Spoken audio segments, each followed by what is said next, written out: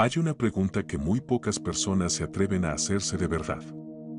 No de manera superficial, no como un pensamiento fugaz que aparece un domingo por la tarde cuando el silencio se vuelve incómodo. Me refiero a hacérsela de verdad, con toda la honestidad que implica mirar hacia adentro sin excusas y sin distracciones. La pregunta es esta: ¿qué has hecho con tu tiempo? No con tus últimas horas. No con tu semana. Con tu tiempo. Con ese recurso que llevas consumiendo desde el día en que abriste los ojos por primera vez en este mundo y que, en algún momento que no conoces, dejará de estar disponible para ti de manera definitiva e irrevocable. Piénsalo un momento. Cierra los ojos si lo necesitas. Recorre mentalmente los últimos meses de tu vida. ¿Cuántas horas entregaste a algo que realmente importaba? ¿Cuántas de esas horas las dedicaste a construir algo que perdure, a amar con profundidad, a pensar con claridad, a vivir con intención? Y ahora la pregunta más difícil: ¿cuántas de esas horas simplemente desaparecieron? Consumidas por el ruido, por la urgencia de lo trivial, por el entretenimiento vacío, por la postergación constante de lo que realmente debería ocupar el centro de tu existencia. Si esa pregunta te genera incomodidad, bien. Esa incomodidad es el comienzo de algo importante. Hace casi 2000 años, un hombre llamado Lucio Anneo Séneca escribió un texto que hoy sigue siendo uno de los documentos más perturbadores y necesarios que la humanidad ha producido. Lo tituló De Brevitate Vitae, que en español significa sobre la brevedad de la vida. Y en él, Séneca planteó algo que va completamente en contra de lo que la mayoría de nosotros asumimos sin cuestionarlo. Planteó que la vida no es corta, que tenemos tiempo más que suficiente, que el problema no es la cantidad de tiempo que nos ha sido dado, sino la manera devastadora en que lo desperdiciamos sin siquiera darnos cuenta de que lo estamos haciendo. Esa idea, formulada en el siglo I de nuestra era por un filósofo romano que fue consejero de emperadores, que perdió fortunas y las recuperó, que fue exiliado y luego llamado de regreso al poder, que vivió en la cima del mundo y también en su periferia más dura, esa idea sigue siendo hoy tan radical, tan incómoda y tan transformadora como lo fue el día en que fue escrita. Porque vivimos en una época que ha perfeccionado el arte de robarnos el tiempo. Una época en que las distracciones no son accidentales sino deliberadamente diseñadas para capturar nuestra atención. Una época en que estar ocupado se ha convertido en una señal de estatus, en que la agenda llena se confunde con una vida plena, en que confundimos el movimiento con el progreso y la actividad con el propósito. En este video vamos a explorar el pensamiento de Séneca sobre el tiempo con toda la profundidad que merece. Vamos a desglosar sus ideas principales, a entender por qué son tan urgentes hoy y a descubrir qué podemos hacer de manera concreta para dejar de desperdiciar el único recurso que, una vez perdido, nunca regresa. Esto no es un video de motivación superficial. Esto es una conversación filosófica sobre la manera en que estás viviendo tu vida. Y si estás dispuesto a tenerla con honestidad, lo que encuentres al final puede cambiarlo todo. Parte 1. El error fundamental que todos cometemos con el tiempo. Existe un error tan profundo, tan arraigado en nuestra manera de pensar sobre la existencia, que casi nadie lo cuestiona. Lo asumimos como una verdad absoluta, lo repetimos en conversaciones casuales, lo usamos como excusa para justificar nuestras omisiones y nuestras demoras. El error es este: creer que la vida es corta. Séneca lo identifica en las primeras líneas de su obra con una claridad que resulta casi desconcertante. Dice que es un lugar común quejarse de la brevedad de la vida, que los hombres se lamentan de que la naturaleza ha sido mezquina con ellos, dándoles tan poco tiempo mientras que a los animales, a los árboles, a las montañas les ha dado siglos de existencia. Y luego, con la elegancia intelectual que caracteriza a los grandes filósofos, da vuelta completamente al argumento. No es que la vida sea corta, dice Séneca. Es que nosotros la hacemos corta. No es que tengamos poco tiempo. es que desperdiciamos mucho de lo que tenemos. La vida, nos dice, es suficientemente larga si sabes cómo usarla. Esta distinción parece sutil, pero es absolutamente fundamental. Porque si la vida es corta por naturaleza, entonces somos víctimas de una injusticia cósmica y no hay mucho que podamos hacer al respecto. Pero si la vida se vuelve corta por la manera en que la manejamos, entonces tenemos responsabilidad. Y con la responsabilidad viene también el poder de cambiar. Piensa en lo que esto implica. Cuando dices que no tienes tiempo para leer, para meditar, para pasar horas de calidad con las personas que amas, para desarrollar ese proyecto que llevas años postergando, lo que en realidad estás diciendo, aunque no lo sepas, es que has decidido, de manera inconsciente pero real, que esas cosas no son prioritarias. Que otras cosas, muchas de ellas completamente triviales, merecen más de tu tiempo que aquello que dices ser lo más importante para ti. Séneca es despiadado con esta realidad. Escribe sobre personas que pasan sus vidas acumulando riqueza sin disfrutarla, que trabajan sin descanso para alcanzar un nivel de comodidad que siempre está un paso más allá, que posponen vivir de verdad para cuando llegue el momento correcto, el momento en que finalmente tengan suficiente dinero, suficiente poder, suficiente seguridad. Y ese momento, observa con amarga lucidez, rara vez llega.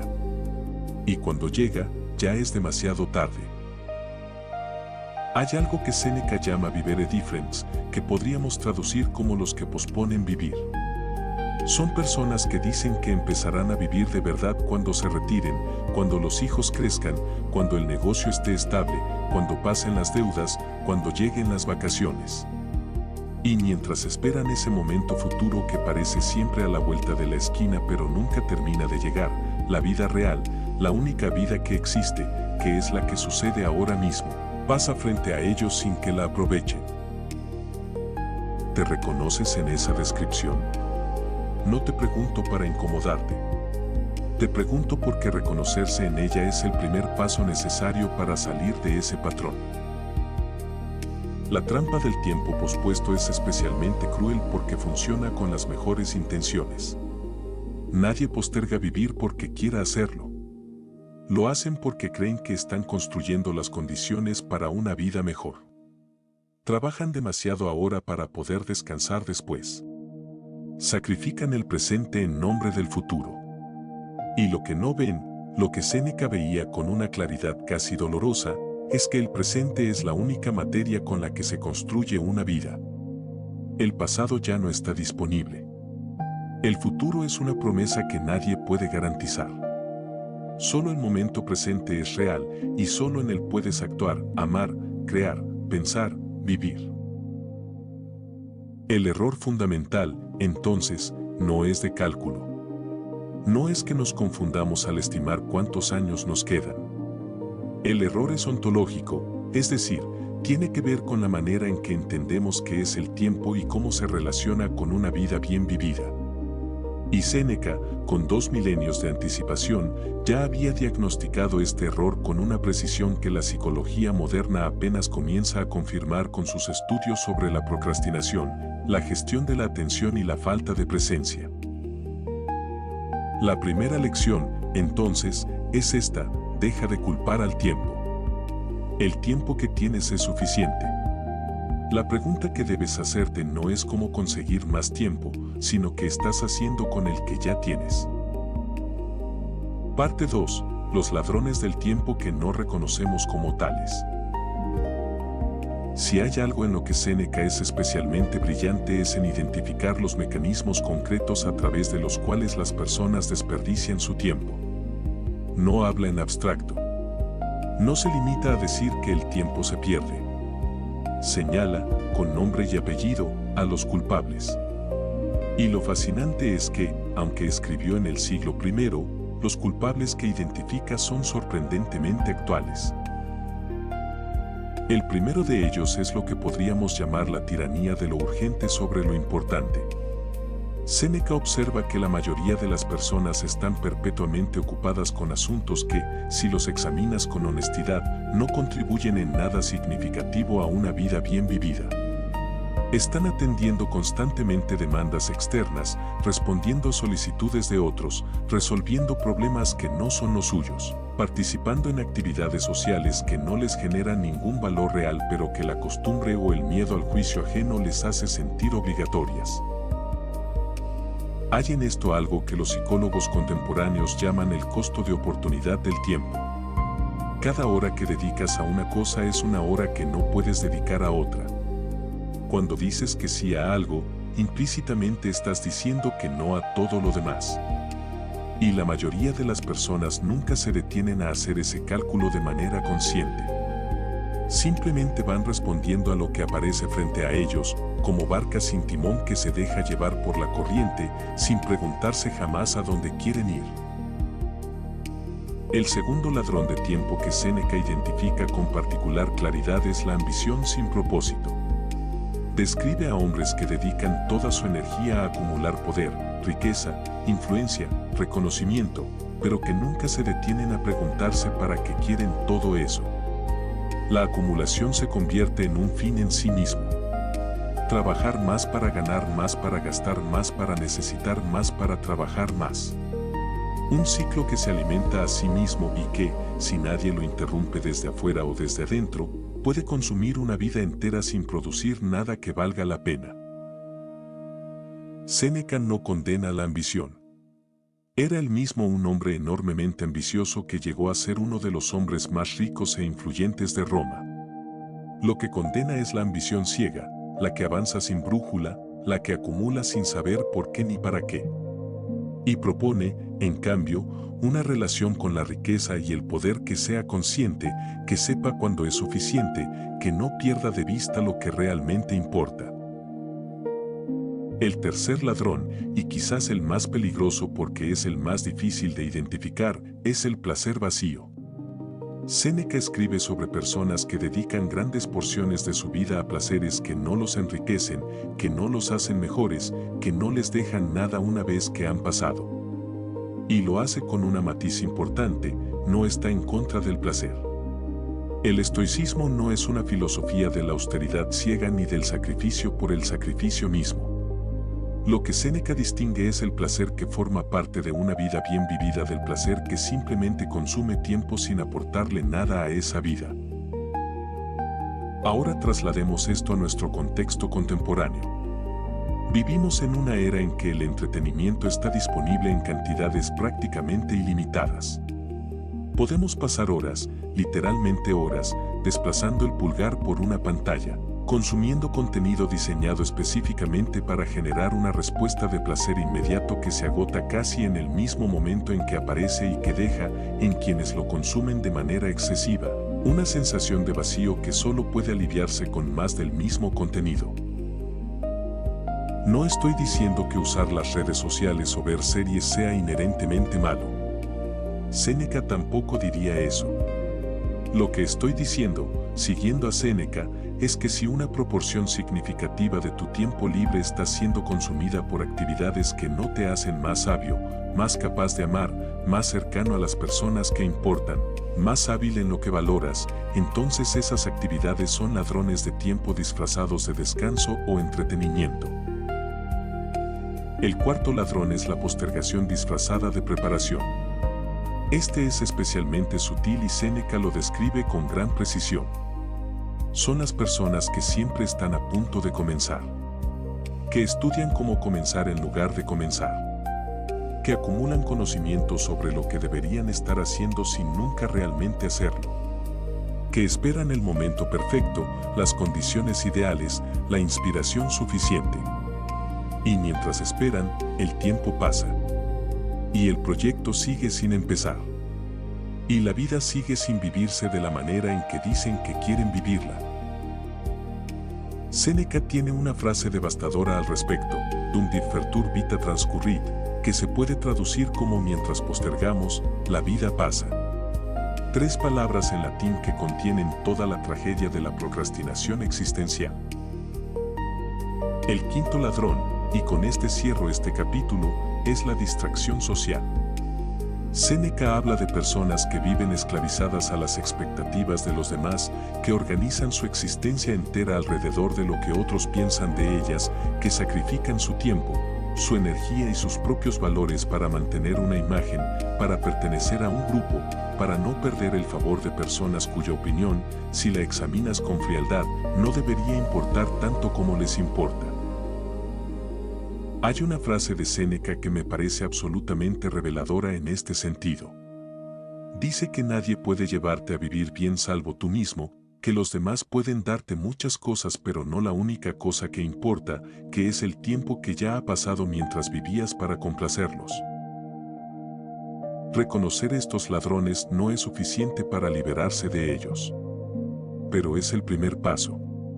Y Séneca insiste en que ese primer paso, el de la claridad, el de la lucidez sobre cómo se está realmente usando el tiempo, es indispensable.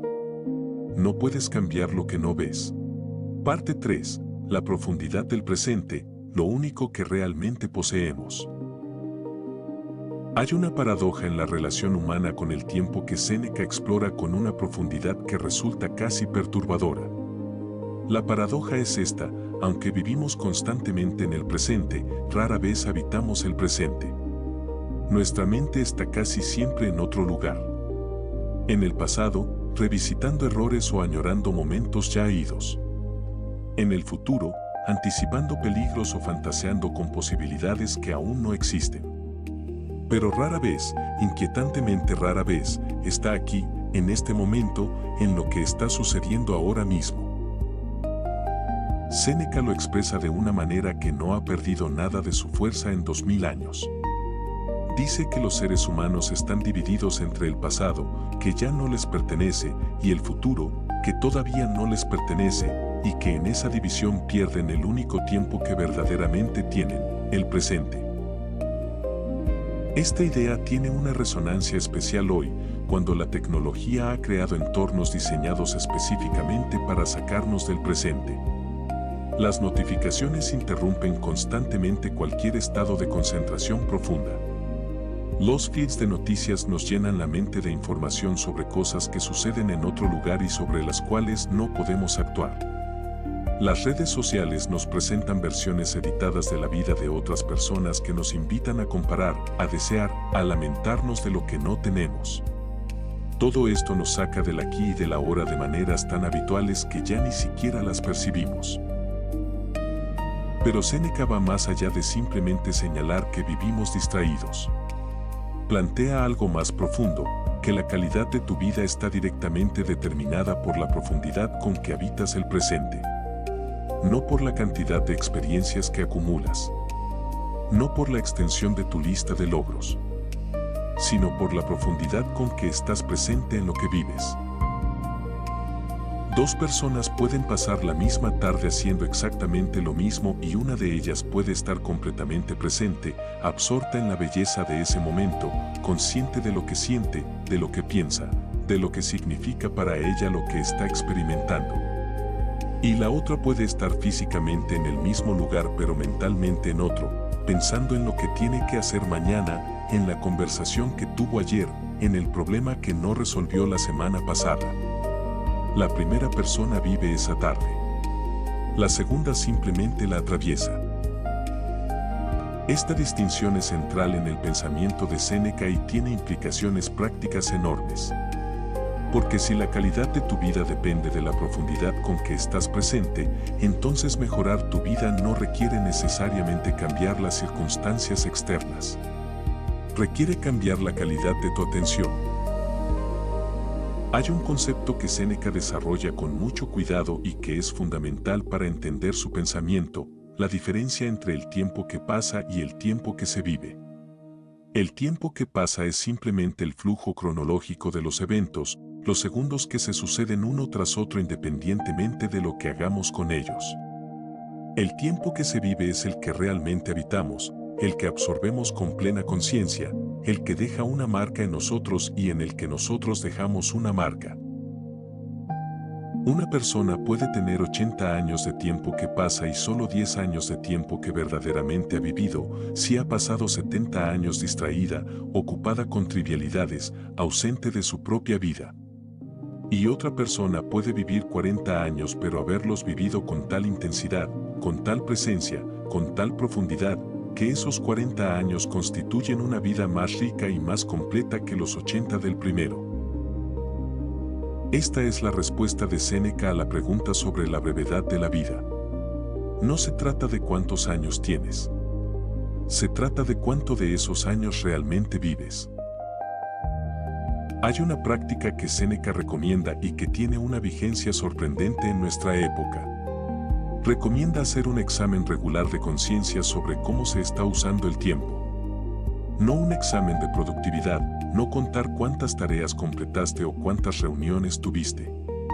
Un examen más profundo, ¿estuve presente hoy?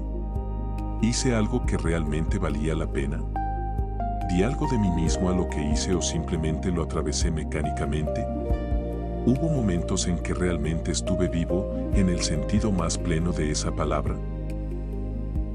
Este tipo de reflexión, practicada con regularidad y con honestidad, tiene el poder de transformar la manera en que se vive. Porque lo que se examina tiende a mejorar.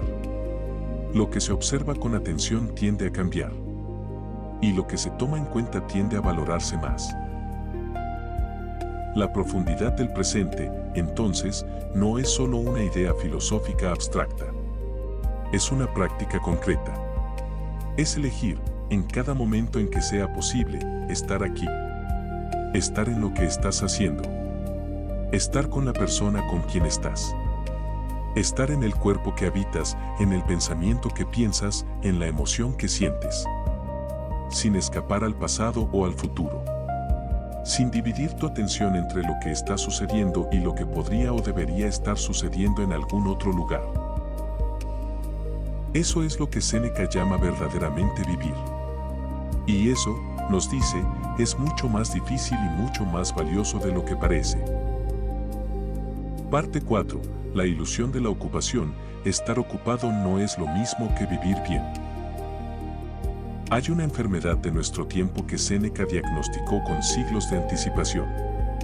La llaman, en algunos círculos contemporáneos, el culto a la ocupación. La idea de que estar constantemente ocupado es una virtud, que la agenda llena es señal de una vida importante, que el descanso es pereza y la contemplación es indulgencia. Esta idea es tan ubicua en nuestra cultura que casi resulta invisible. Cuando alguien te pregunta cómo estás y respondes con un signo de fatiga, con un detalle de todo lo que tienes por hacer, con una descripción de lo agotado que estás por todo lo que tienes encima, hay en esa respuesta un elemento de orgullo, aunque no lo admitas. El exceso de ocupación se ha convertido en una forma de demostrar valor, relevancia, importancia. Si estás muy ocupado, es porque eres alguien que importa. Si tienes tiempo libre, quizás es porque no lo eres tanto. Séneca desmonta esta ilusión con una elegancia que resulta casi cruel. Habla de personas que son perpetuamente activas pero que nunca hacen nada de verdadero valor. Que están siempre corriendo pero nunca saben exactamente hacia dónde ni por qué. Que llenan cada momento de su vida con actividad y que, sin embargo, al final del día, al final de la semana, al final del año, no pueden identificar nada significativo que hayan construido o logrado. Y esto es porque la actividad sin dirección, la ocupación sin propósito, no es vida plena. Es simplemente movimiento. Y el movimiento, por sí solo, no lleva a ningún lugar que valga la pena. Séneca tiene una imagen para esto que encuentra uno en sus textos y que resulta especialmente poderosa. Habla de personas que se parecen a los animales enjaulados que caminan sin parar de un extremo al otro de su jaula, en un movimiento que parece propositivo pero que en realidad no va a ningún lado. La ocupación constante puede ser, dice, una forma de evitar el tipo de reflexión que haría visible lo vacía que está siendo la vida. Piénsalo. ¿Cuántas veces has llegado al final de una jornada agotado, sintiéndote como si no hubieras parado en todo el día y al mismo tiempo con la sensación de no haber hecho realmente nada que importe? ¿Cuántas veces la ocupación fue, en realidad, una forma de evitar lo que realmente debías hacer, que generalmente es lo más difícil, lo más incómodo, lo que requiere la mayor concentración y el mayor coraje. La ocupación puede ser una fuga sofisticada. Puedes ocupar tu tiempo con tareas menores de manera tan eficiente que nunca tengas espacio para el trabajo que realmente importa. Puedes responder correos electrónicos durante horas sin hacer nada que mueva significativamente tu vida hacia adelante. Puedes asistir a reuniones, revisar notificaciones, hacer listas de cosas por hacer, reorganizar tus listas, planificar cómo vas a planificar, y al final del día sentir que has sido increíblemente productivo cuando en realidad has estado, en el sentido que Séneca le daría a ese término, completamente ausente de tu propia vida. Séneca propone una distinción que es absolutamente fundamental, la diferencia entre la negotium y el otium. El negotium es la actividad, los negocios, las obligaciones, todo lo que hay que hacer. El otium es el tiempo libre, la contemplación, la reflexión, el estudio, las conversaciones profundas, el arte, la filosofía. Y aquí viene la paradoja que Séneca plantea y que resulta completamente contraintuitiva para nuestra cultura. El otium, el tiempo aparentemente libre, puede ser mucho más valioso que el negotium, mucho más conducente a una vida bien vivida, mucho más digno de tu tiempo que toda la actividad frenética con la que llenamos nuestros días. No porque la inactividad sea buena en sí misma. No porque Séneca piense que hay que evitar el trabajo o las responsabilidades, sino porque el tipo de actividad que más contribuye a una vida plena no es la que llena la agenda, sino la que enriquece la mente, el carácter y las relaciones. Y ese tipo de actividad, el estudio, la meditación, la conversación filosófica, el tiempo de calidad con quienes amamos, requiere algo que la cultura de la ocupación perpetua no admite fácilmente: tiempo sin agenda, espacio para el pensamiento, silencio y lentitud.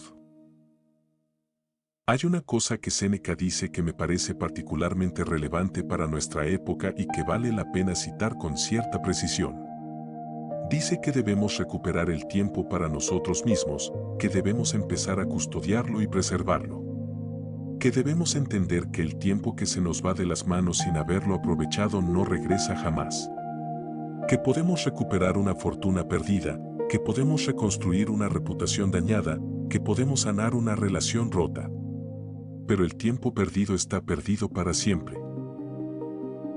Esta conciencia, la de la irreversibilidad del tiempo gastado, es uno de los pilares del pensamiento estoico sobre la vida bien vivida.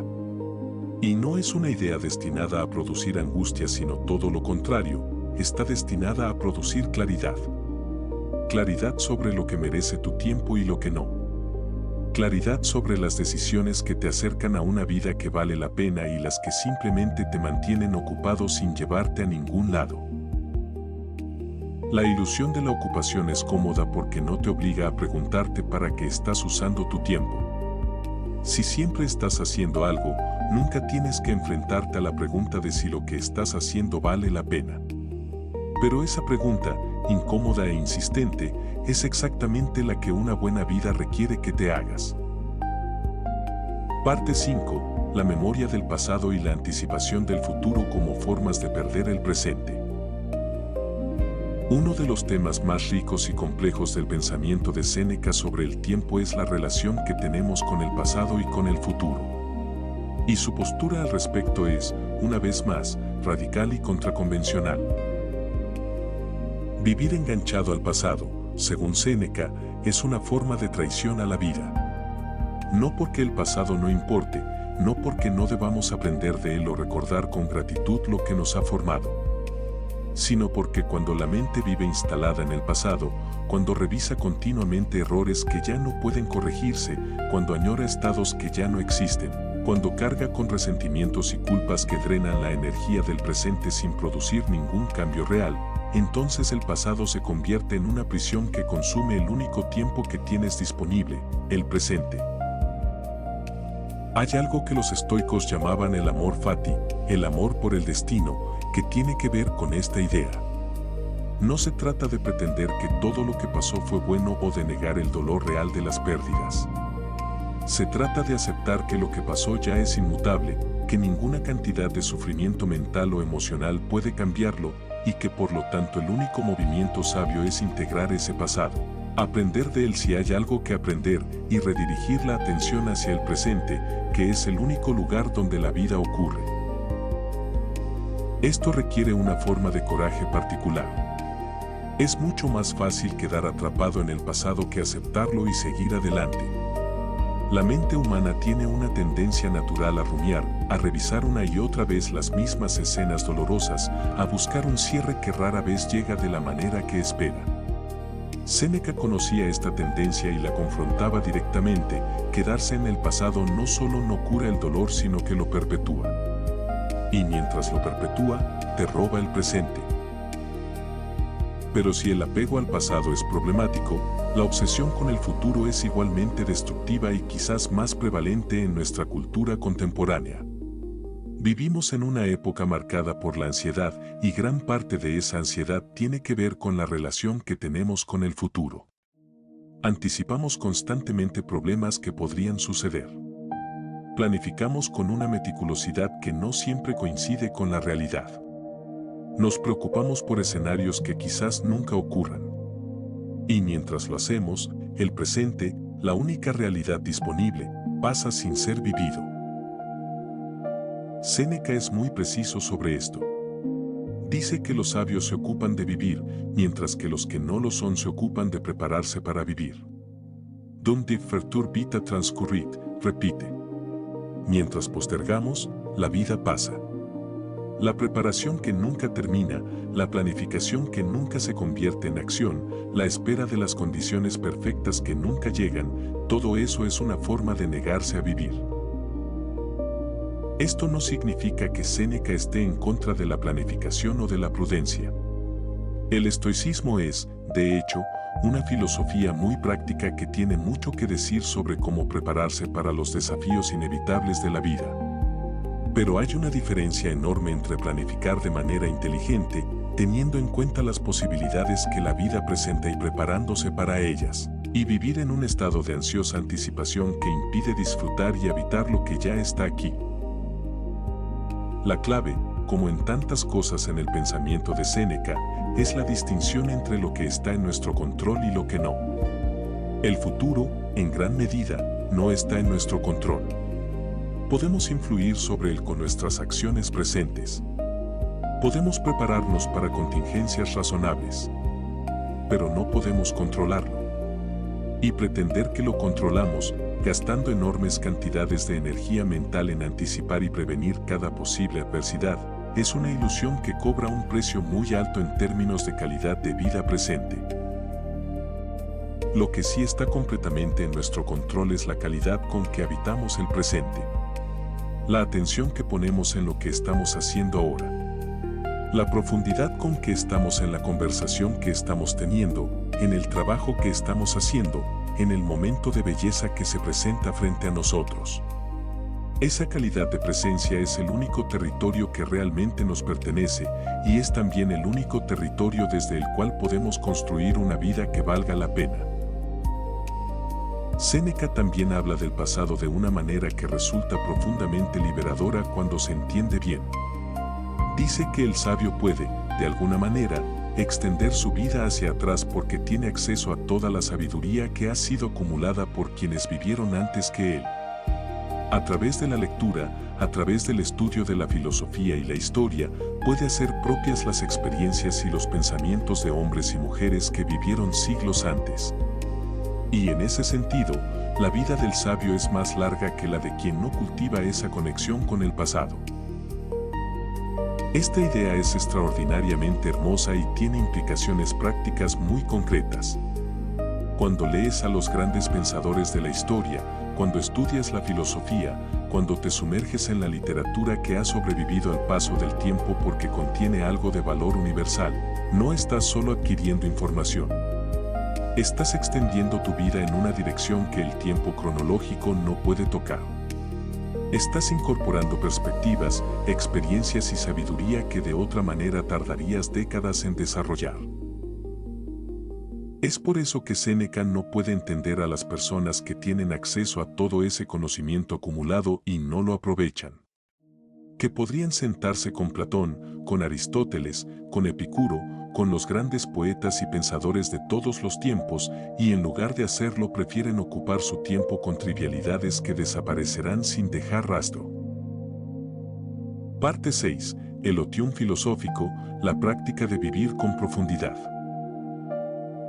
Llegamos ahora a una de las propuestas más específicas y más hermosas de Séneca, el otium filosófico como práctica de vida.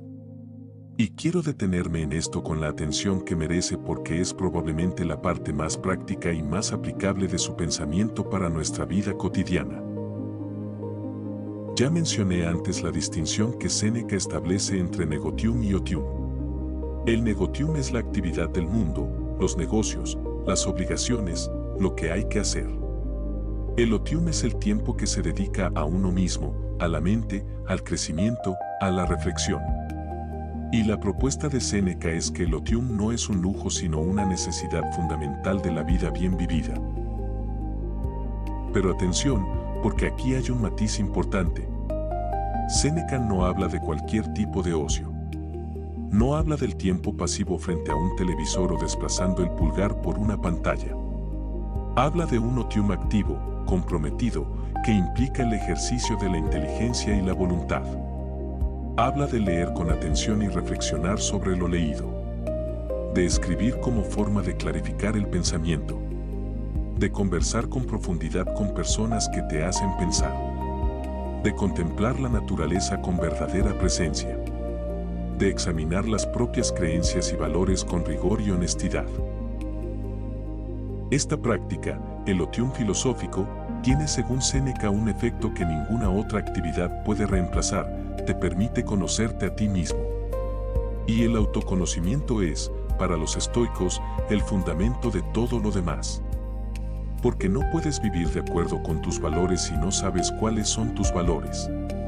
No puedes tomar decisiones alineadas con lo que realmente importa si no sabes qué es lo que realmente te importa. Y descubrir eso, en la profundidad que lo requiere, no es algo que puedas hacer en el tiempo que sobra después de atender todas tus obligaciones. Requiere tiempo específicamente asignado a esa función. Séneca tiene una práctica personal que describe en varias de sus cartas a Lucilio, su joven amigo y discípulo a quien fueron dirigidas muchas de sus reflexiones más profundas. Al final de cada día, Séneca hace un examen de conciencia. Se pregunta, ¿qué mal he curado hoy? ¿Qué vicio he combatido? ¿En qué he mejorado? No es un examen de productividad ni un inventario de tareas completadas. Es un examen moral y filosófico, una revisión de cómo se está viviendo en relación con los valores que uno dice sostener. Esta práctica, sencilla en su descripción pero profunda en sus implicaciones, tiene el efecto de convertir cada día en una unidad significativa de vida.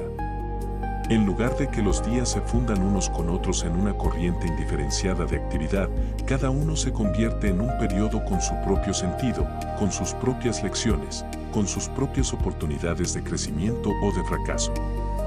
Y ese nivel de conciencia sobre cómo se está viviendo transforma gradualmente la calidad de la vida en su conjunto. Hay otra práctica que Séneca recomienda y que resulta especialmente poderosa, la meditatio mortis o meditación sobre la muerte. No como ejercicio macabro o deprimente sino como herramienta de claridad. Séneca propone imaginar regularmente que el tiempo se acaba, que este podría ser el último día, el último mes, el último año. No para generar angustia sino para activar la pregunta, si supiera que el tiempo se acaba, ¿qué dejaría de hacer que estoy haciendo ahora? ¿Qué empezaría a hacer que no estoy haciendo?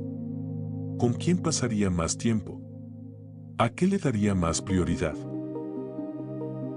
Esta práctica, que los estoicos llamaban también memento mori, recuerda que eres mortal, tiene el efecto paradójico de hacer la vida más vívida, más preciosa, más urgente en el mejor sentido de esa palabra. Cuando internalizas genuinamente que el tiempo es finito, que no hay una garantía de mañana, que cada momento es en cierta medida irrecuperable, te vuelves mucho más selectivo con lo que decides hacer con ese tiempo. El otium filosófico también incluye, para Séneca, la práctica de la escritura.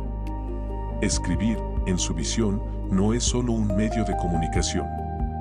Es una forma de pensar con mayor claridad, de ordenar las ideas, de descubrir lo que realmente crees sobre algo. Cuando escribes, te enfrentas a la coherencia o incoherencia de tus propios pensamientos.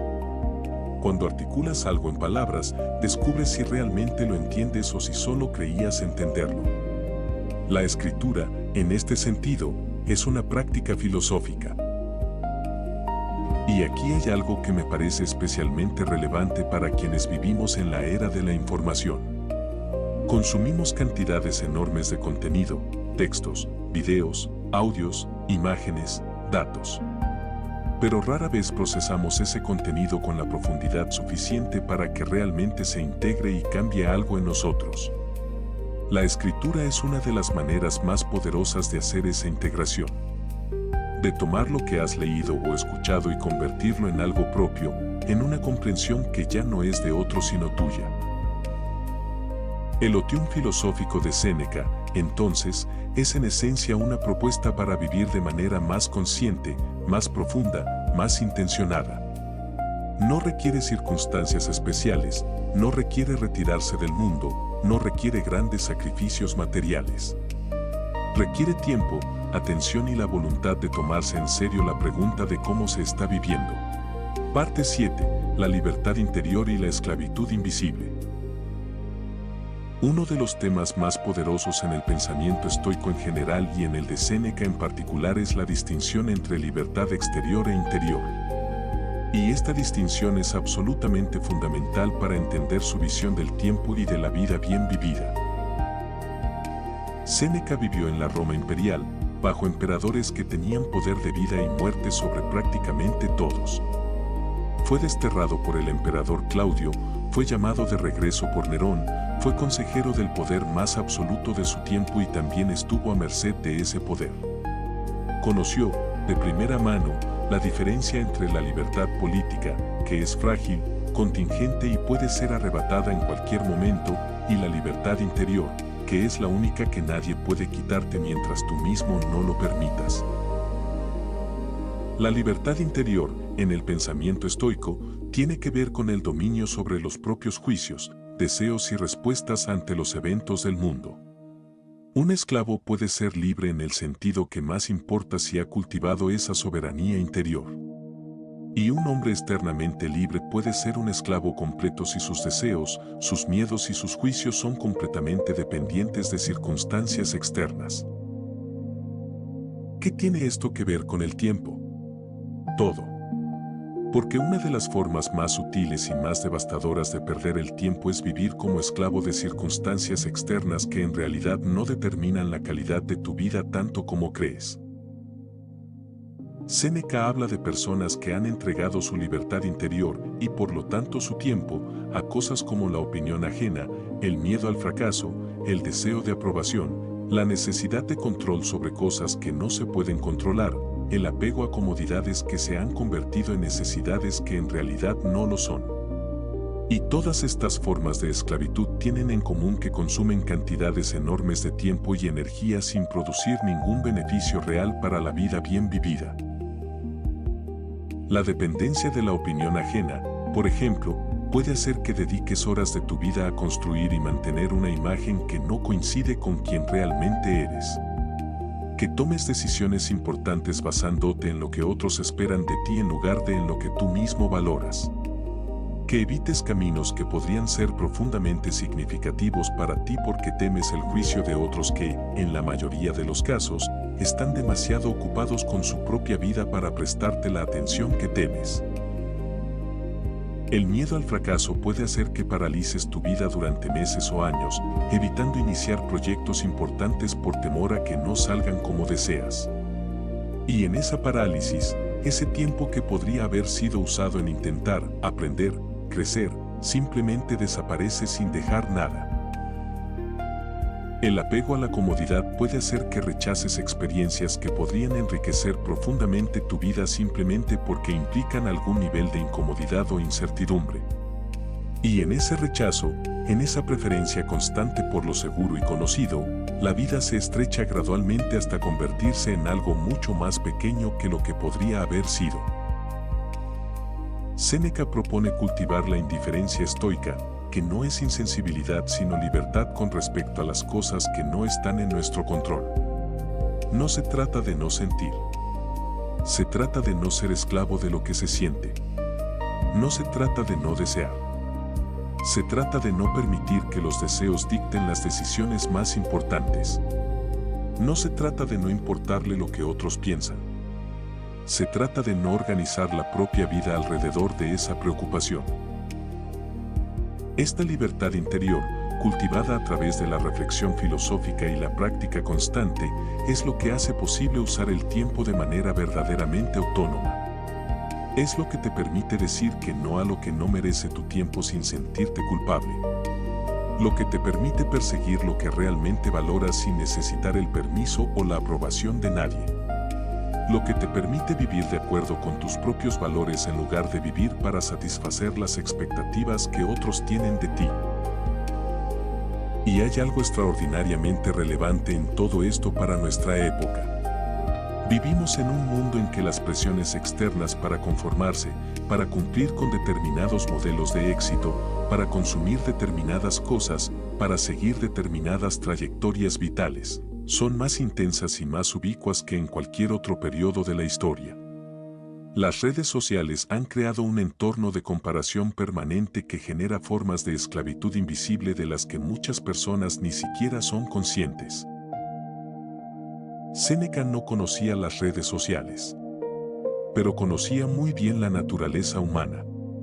Y sabía que la esclavitud más difícil de romper no es la que se impone desde afuera sino la que construimos internamente, las cadenas que forjamos nosotros mismos con nuestros miedos, nuestros apegos y nuestra necesidad de aprobación. La libertad, en el sentido que más importa, comienza con la pregunta: ¿estoy viviendo mi vida o estoy viviendo la vida que otros esperan que viva? Parte 8. La amistad, el amor y el uso del tiempo en las relaciones humanas. Sería un error enorme hablar del pensamiento de Séneca sobre el tiempo y omitir lo que dice sobre las relaciones humanas. Porque para Séneca, y esto es algo que lo distingue de ciertos estereotipos del estoicismo como filosofía fría y desafectada, las relaciones profundas, la amistad verdadera, el amor, son una de las formas más altas en que se puede usar el tiempo. Séneca escribe sobre la amistad con una calidez y una profundidad que resultan sorprendentes si solo conoces el estoicismo por sus versiones más austeras. Para él, la amistad genuina, no la amistad utilitaria que solo existe mientras hay un beneficio mutuo, sino la que está fundada en el reconocimiento y el respeto mutuos de la virtud, es uno de los bienes más altos que la vida puede ofrecer. Y dice algo muy importante sobre el tiempo en las relaciones, que la amistad requiere tiempo. No el tiempo de las interacciones superficiales, no el tiempo de los intercambios funcionales, no el tiempo de las conversaciones que evitan los temas que realmente importan. La amistad verdadera requiere el tiempo de la presencia profunda, de la vulnerabilidad compartida, de la discusión filosófica sobre las cosas que importan de verdad. En nuestra época, las relaciones humanas han sufrido una transformación que Séneca hubiera encontrado profundamente preocupante. Las herramientas que deberían facilitar la conexión han creado en muchos casos una ilusión de conexión que sustituye a la real. Tenemos cientos de seguidores y pocos amigos. Intercambiamos mensajes constantemente y rara vez tenemos conversaciones profundas. Estamos conectados con todo el mundo y desconectados de nosotros mismos y de las pocas personas que realmente importan. Séneca recomienda ser muy selectivo con las relaciones. No por arrogancia sino por respeto al tiempo. Dice que es mejor tener pocas amistades verdaderas que muchas relaciones superficiales, porque las amistades verdaderas requieren inversión real y solo hay una cantidad limitada de esa inversión disponible. Y que desperdigar esa inversión en muchas relaciones que no llegan a ninguna profundidad es, una vez más, una forma de desperdiciar la vida. Hay una frase de Séneca que me parece extraordinariamente relevante para nuestra época. Dice que quien está en todas partes no está en ninguna.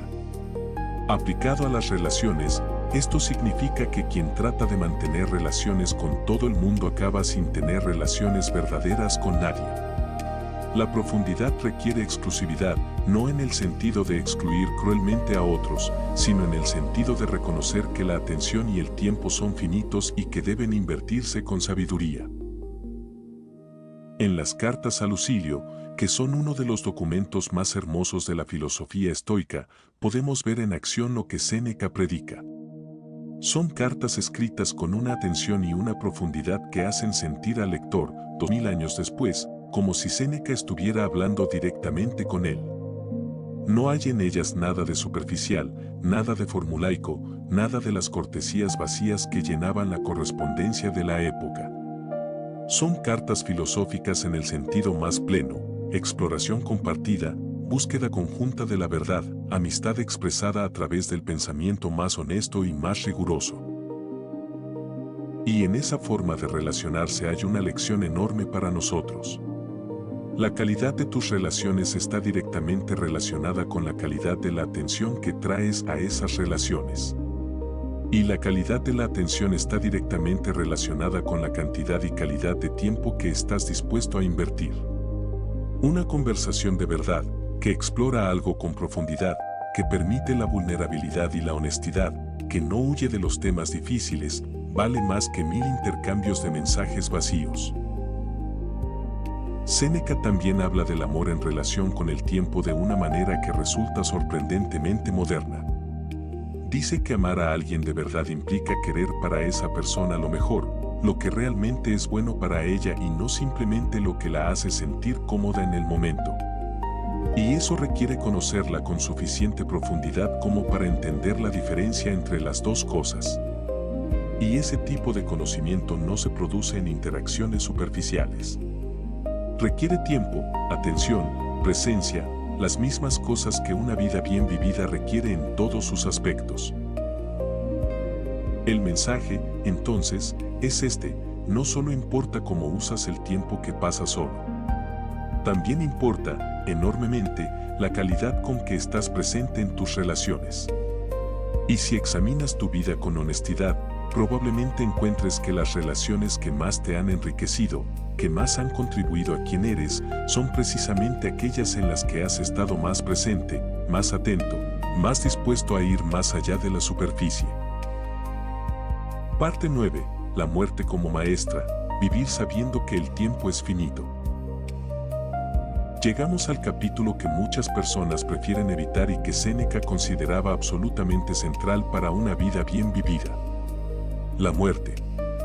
O más precisamente, la relación consciente con la propia mortalidad como una de las herramientas más poderosas para vivir mejor.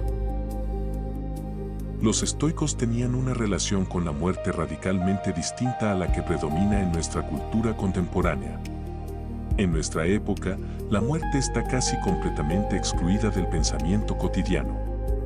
La tratamos como una anormalidad, como algo que le ocurre a otros, como un tema del que es mejor no hablar porque perturba. Y esta exclusión, este silencio cultural alrededor de la muerte, tiene un efecto paradójico: en lugar de liberarnos del miedo a morir, lo amplifica. Lo convierte en una angustia difusa que flota en el fondo de la conciencia y que, cuando emerge, nos paraliza en lugar de iluminarnos. Séneca propone exactamente lo opuesto. Propone pensar en la muerte regularmente. No de manera obsesiva ni morbosa, sino como un ejercicio filosófico que tiene el poder de transformar la manera en que se vive. Dice que quien ha aprendido a morir ha olvidado cómo ser esclavo. Y lo que quiere decir con esto es que quien tiene una relación clara y honesta con su propia finitud no puede ser controlado por el miedo de la misma manera que quien lo evita. El memento mori, recuerda que eres mortal, era una práctica central en la vida estoica. Los generales romanos que regresaban de una victoria en la batalla eran acompañados por un sirviente cuya única tarea era repetirles al oído, durante el desfile del triunfo, memento mori. En el momento de mayor gloria, se les recordaba que eran mortales. No para amargarles el éxito, sino para mantenerlo en perspectiva, para impedir que el orgullo se convirtiera en arrogancia, para recordarles que nada dura para siempre y que por lo tanto cada momento tiene un valor que no debe desperdiciarse. ¿Cómo cambia la manera de usar el tiempo cuando internalizas genuinamente tu propia mortalidad? Séneca tiene respuestas muy concretas a esta pregunta. Dice que quien vive con conciencia de que el tiempo es finito deja de desperdiciar ese tiempo en cosas triviales. Que sus prioridades se clarifican de manera natural cuando la pregunta es no qué quiero hacer sino qué quiero haber hecho cuando llegue el final. Que los conflictos menores se vuelven más fáciles de soltar cuando los pones en perspectiva de una vida que termina. Que el miedo al fracaso pierde mucho de su poder cuando lo comparas con el fracaso de no haber intentado nada. Hay un ejercicio que Séneca sugiere y que yo encuentro particularmente poderoso. Consiste en imaginarte en el lecho de muerte y preguntarte, ¿cómo quieres haber vivido? No qué quieres haber logrado en términos de éxito externo. No qué quieres que digan de ti. Sino cómo quieres haber vivido, con qué valores, con qué nivel de presencia, con qué calidad de amor, con qué grado de autenticidad, con qué profundidad de pensamiento. Cuando te haces esa pregunta con honestidad y cuando luego miras cómo estás viviendo ahora mismo, la brecha entre los dos puede ser reveladora. Y esa brecha es exactamente el espacio en que la filosofía de Séneca tiene más que ofrecerte. Porque entre la vida que estás viviendo y la vida que quieres haber vivido hay una distancia que solo se recorre de una manera, cambiando cómo vives hoy. Séneca también habla de la muerte de una manera que resulta filosóficamente hermosa. Dice que quien ha aprendido a morir bien ha aprendido a vivir bien. No son dos cosas separadas sino la misma cosa vista desde ángulos distintos. La persona que puede enfrentar su propia mortalidad con serenidad, que puede decir que ha vivido con plena conciencia y que no tiene grandes lamentos sobre cómo usó el tiempo que le fue dado, esa persona ha resuelto el problema fundamental de la existencia humana. Y esa serenidad no se produce por accidente. No llega sola al final de la vida como por generación espontánea. Se cultiva a lo largo de una vida a través de la práctica diaria de vivir de acuerdo con los propios valores, de usar el tiempo con sabiduría, de no postergar lo que importa, de estar presente en lo que se vive. La muerte, en el pensamiento de Séneca, no es el enemigo de la vida sino su maestro más honesto. El que nos recuerda que el tiempo es precioso. El que nos libera de las preocupaciones triviales. El que nos devuelve a lo esencial. El que nos hace la pregunta que todo lo demás tiende a evitar: ¿estás viviendo de verdad? Conclusión: el tiempo recobrado, comenzar hoy. Hemos recorrido un largo camino. Desde el error fundamental de creer que la vida es corta, hasta los ladrones del tiempo que la consumen sin que los veamos. Desde la profundidad del presente como el único lugar en que la vida ocurre, hasta la ilusión de la ocupación que nos mantiene perpetuamente activos sin llevarnos a ningún lugar significativo. Desde la práctica del otium filosófico como forma de vivir con mayor profundidad, hasta la libertad interior que hace posible usar el tiempo de manera verdaderamente autónoma. Desde la calidad de las relaciones humanas como uno de los usos más altos del tiempo, hasta la conciencia de la propia mortalidad como la maestra más honesta que tenemos. Todo esto, envuelto en el pensamiento de un hombre que vivió hace casi 2000 años y que, sin embargo, parece haber escrito específicamente para nosotros, para esta época, para esta cultura que ha perfeccionado el arte de desperdiciar el tiempo sin darse cuenta de que lo está haciendo. Hay algo que quiero decirte antes de terminar, y quiero decirlo con toda la honestidad que este tema merece. Leer o escuchar a Séneca es fácil. Entender intelectualmente sus ideas no requiere demasiado esfuerzo. La dificultad, la verdadera dificultad, está en llevar esas ideas a la vida concreta. En hacer el examen honesto de cómo estás usando tu tiempo. En reconocer los ladrones que te roban horas cada día. En empezar a elegir, de manera activa y consciente, qué merece tu tiempo y qué no. Esa dificultad es real y Séneca la conocía perfectamente. Él mismo admite en sus cartas que lucha constantemente con las mismas tendencias que critica en los demás. Que también posterga, que también se deja llevar por lo urgente a expensas de lo importante, que también a veces vive en el futuro en lugar de en el presente. La filosofía no es una vacuna que te inmuniza contra las debilidades humanas. Es una práctica constante, un retorno repetido a los mismos principios, una lucha que no termina pero que vale la pena librar. Lo que sí puedo decirte, lo que Séneca diría si estuviera aquí, es que el momento de comenzar esa práctica es ahora. No mañana, no cuando terminen las obligaciones actuales, no cuando las circunstancias sean más favorables. Ahora. Porque dum differtur vita transcurrit. Mientras postergamos, la vida pasa. ¿Qué significa empezar ahora?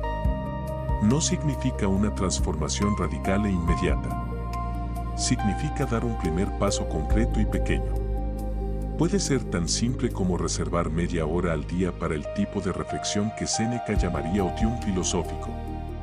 Puede ser empezar a hacer el examen de conciencia nocturno que él practicaba, preguntarte al final de cada día cómo has usado tu tiempo y si lo has hecho de manera coherente con lo que más te importa. Puede ser identificar un ladrón de tiempo que ha estado consumiendo horas de tu vida sin darte nada a cambio y tomar una decisión consciente de reducir su influencia.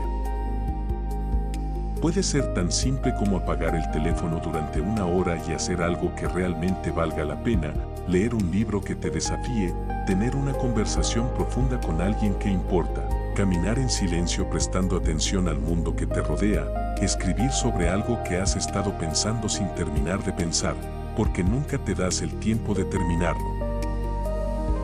Puede ser tan simple como hacerte hoy la pregunta que Séneca consideraba la más importante: si este fuera mi último año, ¿qué seguiría haciendo exactamente igual que ahora? ¿Y qué cambiaría? La respuesta a esa pregunta es tu mapa. Es la diferencia entre la vida que estás viviendo y la vida que quieres vivir. Y la distancia entre las dos, aunque pueda sentirse enorme, se recorre un día a la vez, una elección a la vez, un momento de presencia a la vez. Séneca escribió en sus últimos años, poco antes de ser obligado por Nerón a suicidarse, con una serenidad que resulta casi sobrenatural. Había perdido su fortuna varias veces, había sido exiliado, había visto morir a personas que amaba, había vivido bajo el poder de uno de los emperadores más crueles de Roma. Y sin embargo, en sus últimas palabras, hay una paz que solo puede venir de alguien que, al final, puede decir que vivió de verdad. Que usó bien el tiempo que le fue dado. Que no desperdició lo que no podía recuperar. Eso es lo que Séneca quiere para ti. No una vida perfecta. No una vida sin dolor ni dificultad. Sino una vida consciente, presente, intencionada.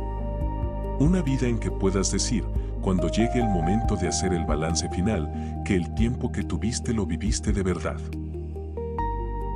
La vida no es corta. El tiempo que tienes es suficiente. La pregunta es ¿qué vas a hacer con él? Y esa pregunta, solo tú puedes responderla. Si este mensaje resonó contigo, no lo dejes aquí. Suscríbete al canal y acompáñame en este camino de disciplina, claridad y fortaleza interior. Aquí no buscamos motivación momentánea, sino carácter duradero. Activa las notificaciones para no perder los próximos contenidos y recuerda algo importante antes de irte: el dominio de tu mente se construye día a día y cada paso consciente cuenta. Nos vemos en el próximo video. Empieza hoy.